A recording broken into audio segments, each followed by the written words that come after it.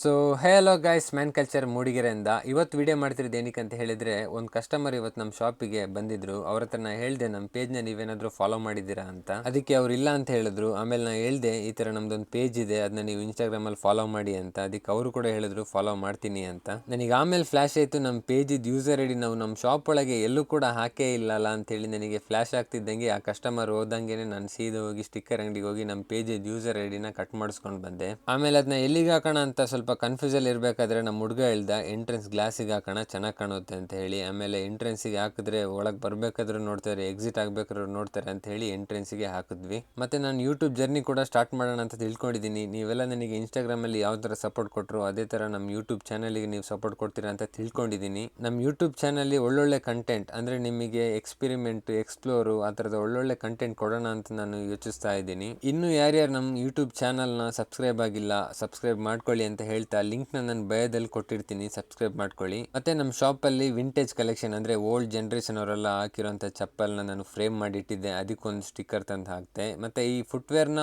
Old generation ಈ ಪ್ಯಾಟರ್ನ್ಸ್ನ ಯಾರ್ಯಾರು ನೀವು ಹಾಕಿದ್ದೀರಾ ಅಂತ ಹೇಳಿ ಕಮೆಂಟ್ ಮಾಡಿ, ಹಾಕಿದ್ದೀನಿ ಅಂತ ಹೇಳಿ. ಮತ್ತು ಇನ್ನು ಯಾರ್ಯಾರು ನಮ್ಮ ಪೇಜ್ನ ಫಾಲೋ ಮಾಡಿಲ್ಲ ಮತ್ತು ಯಾರು ನಮ್ಮ ಯೂಟ್ಯೂಬ್ ಚಾನಲ್ನ ಸಬ್ಸ್ಕ್ರೈಬ್ ಮಾಡಿಲ್ಲ, ಸಬ್ಸ್ಕ್ರೈಬ್ ಮಾಡ್ಕೊಳ್ಳಿ ಅಂತ ಹೇಳ್ತಾ ಈ ರೀಲ್ನ ಇಲ್ಲಿಗೆ ಎಂಡ್ ಮಾಡ್ತಾ ಇದ್ದೀನಿ. Thank you.